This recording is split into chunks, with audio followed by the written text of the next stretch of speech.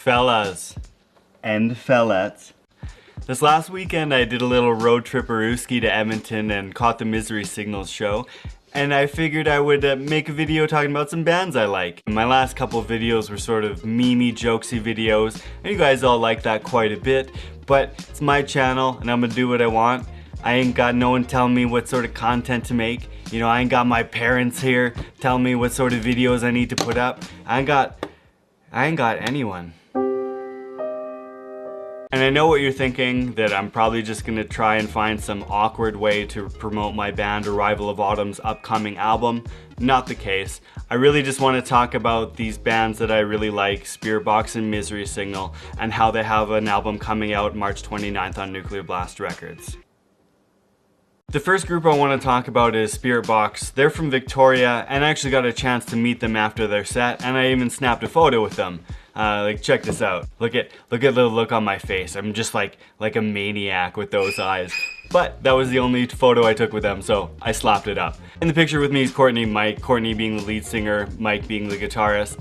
And they were really nice people. It's nice when you go up to other musicians and they're just passionate and excited to talk to people about their own music and their craft. Sometimes, you know, the road is really rough and long, so it can be hard to, you know, put on a smiling face, but these guys were just generally ecstatic. Extra points to Spiritbox too, because not only were they really nice and genuine to me, they're also apparently buds with Andrew Baina, so shout out to that guy. So I'm gonna Tarantino you all a little bit here. We started sort of after their set. Now I'm gonna move you way before. They're kind of a group that I've known about since their inception because they have a bit of history in previous bands. The singer Courtney, prior to Spiritbox, she was in a band called iwrestledabearonce. She wasn't their original vocalist, but she came in on what I think are their strongest releases. When that band started out, they were kind of, I don't know if I want to say they were a joke band, but they definitely weren't very serious. They were, you know, very zany, had lots of wild parts, and it was always very interesting, but it was,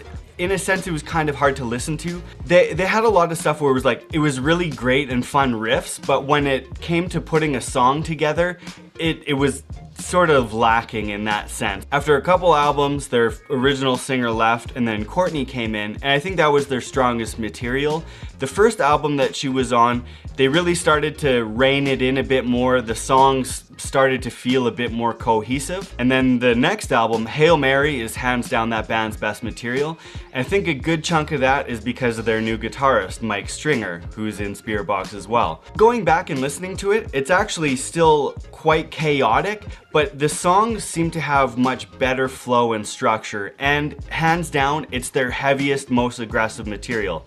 They were always a heavy band before, but I think they just did something right on Hail Mary, and again, I think it's their best material. Going back a little further, Mike is also from Victoria. He played in a band called Fallen Archaea, and you can totally hear his writing permeating Hail Mary. I think it elevates it all. It really is the key element that band needed.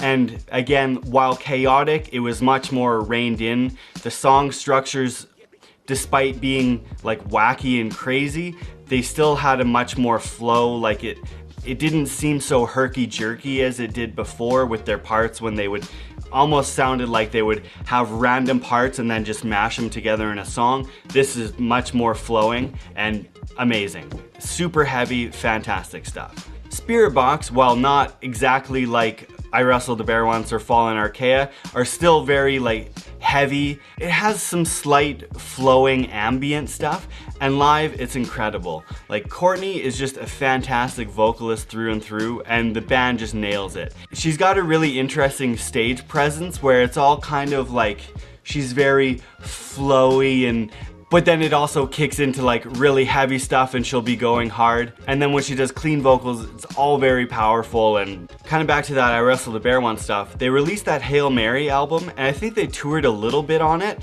And again, that was my favorite material for them, and so I was kind of stoked for them to continue, but then they just faded out. That was 2015. And then in 2017, I was stoked because Spiritbox announced, and they had Courtney and Mike from iwrestledabearonce, and they put out some songs that were really good, but they didn't really do anything from there. Like, they didn't tour or play any live shows at all. In fact, this show in Edmonton was their 3rd live show ever, with their 1st and 2nd being the shows leading up to it this last week. Spiritbox kind of is a band of veterans or people that have played in bands before, but it is just their 3rd show and they were incredibly powerful, so it can really only get better from there. And of course, I've kind of mostly talked about Courtney and Mike. The rest of the band was really good too.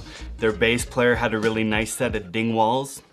For those that aren't familiar, it's a bass brand known for their fan frets, kind of made famous by Nolly Get Good, formerly of Periphery. He played a lot of them. Fantastic basses. I'm more of a balls guy myself. Ernie Ball, Music Man, that is. And you might be thinking, aren't ball jokes a little lowbrow for you, Kevin? And that's that for Spiritbox, a band that I'm stoked is finally playing shows and getting out there and hopefully hitting the road a lot more. Now on to Misery Signals. So Misery Signals is a band that I've been following for years and years and years and years. Their first album of Malice in the Magnum Heart is like massive for me growing up. They're a band that I was thinking was really not gonna get together again. So a little bit of history on that. The whole band actually kind of started out in tragedy. He was tired. Asked me if I would drive. I didn't think that would be the last time I saw him.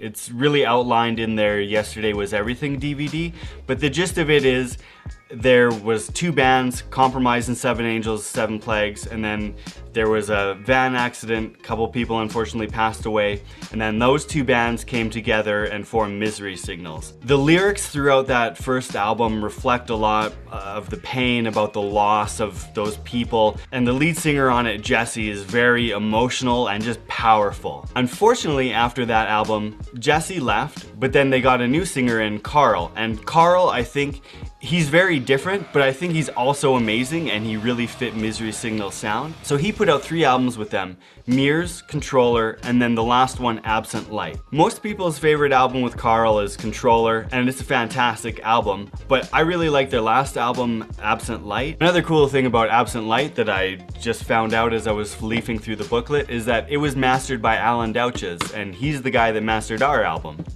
Neat. That album, when it came out, seemed like quite a bit of turmoil in the band. It came out 5 years after Controller, and when it did come out, they didn't really tour it much. That album came out in 2013, and then in 2014, instead of doing more touring on that album to support it, they did a Malice X 10-year tour, and for that they had Jesse come back and sing, and Carl wasn't involved in it. That tour was 2014, and then really not much happened with them. They didn't do any more touring for Absent Light, like Carl didn't come back at all. And then in 2016, they released a documentary, which I mentioned earlier, that went through that tour. Now, I don't know these guys, this is completely from an outsider's perspective, but watching that DVD, they're like not stoked on each other. It seemed like there was a lot of stress and pressure. The way that the band ended, you know, it hurt. You know, it still hurts. It was definitely a situation where we weren't going to be able to really continue working together. I guess that's probably all I need to say about that. Their future was very up in the air. Everything was very uncertain. Can I get up and do this every night? I'm not that angry person anymore. I'm not that angsty young man. I've worked through some of my issues. Last we heard, Jesse's gonna arrive at 10. They're 4.5 hours away, which is an hour later than we're supposed to play. It's a cool note to end a chapter on, to do a bunch of really cool shows that are really well attended and people are going crazy. But it's also got to have a dose of reality in it because it's over after this. And then at the end of it, they asked Jesse to come back, their former vocalist from forever ago, and they kind of let Carl go. And this kind of had me worried because, of course, Jesse had quit the band earlier, and throughout that DVD, he just doesn't seem stoked on the whole process. So it was like, well, they might never do anything again. That documentary came out in 2016, so even now, it's 2019, it's been a couple years since, but they're actually doing stuff again. And coming into this concert, I was a little bit afraid because sometimes bands, they have a following, they can kind of just phone it in and, just play the gigs. I've seen it when bands do that before, and it sucks because it's so soul crushing when you see guys up there, it's music that you love, and then they just don't care. Fortunately, this was not the case with Misery Signals, and the whole band, Jesse included, was all stoked. The energy was insane, and they performed awesomely. To start, I was just really excited to see them play with Jesse. I've seen them with Carl a bunch of times, and of course I think he's great, but apparently whenever they toured and hit Edmonton, or most times when they toured and hit Edmonton, they would have Jesse come in and sing one song. The year Summer Ended in June, and that's kind of about the van crash. Very emotional song. And unfortunately, whenever I would see them, I didn't get a chance to catch Jesse do that song. Another thing that I was kind of afraid of was that they would, you know, sort of ignore their discography, all the albums that they put out, and just focus on Of Malice in the Magnum Heart, the album that Jesse did.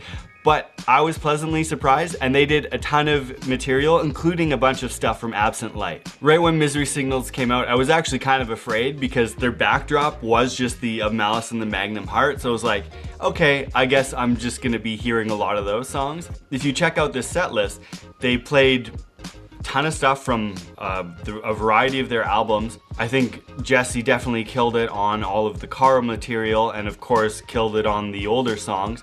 And they did play one new song, which was really sick. And here's a quick clip of Misery Signals. Again, I don't like to sit and videotape the whole time, so this is just a little snippet.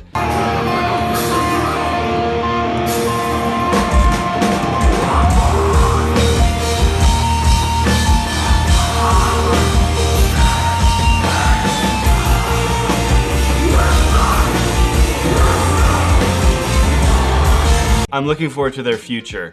You know, with their documentary, you never really know what's going on because you can film so much in a day, and at the same time you want to tell a story. So maybe that's just how it came out. There was obviously some tension and some frictions, but seems like there is an element that's keeping them together.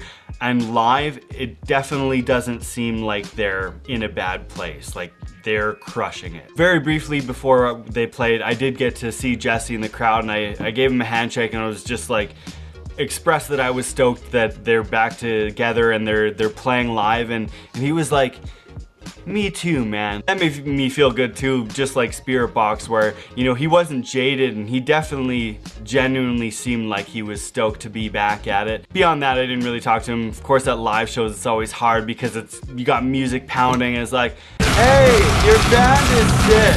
What? It's hard to have an actual in-depth conversation. Another interesting thing at the show was that they actually didn't play any encore after their set. They played their last song, and then it was like the house lights went on, house music started playing. People were screaming for an encore. Unfortunately, they didn't come out and play one, but it's just an interesting move because usually bands have an encore up their sleeve. I guess they just didn't care. They played their set, they walked off, and that was that. That's my little video on Misery Signals and Spiritbox, two bands that are just killing it right now. Very looking forward to the future of both of those groups. So thanks for checking out my video. If you dig my channel, make sure you like and subscribe. I plan on getting into it later in a couple other videos, but if you want to check out my band Arrival of Autumn, that's very much appreciated. We have our album coming out March 29th on Nuclear Blast Records. It's been a massive process, and it's a very exciting and wild time for us. If you can pre-order the album, that's amazing. But anything you can do to support us and get the word out is very much appreciated. The support so far has been overwhelming, and for those that have been pre-ordering and getting the word out about the album, thank you very much. I can't wait for you guys to get it into your hands. So thanks again, I'll check you all later. Deuces. Yeah.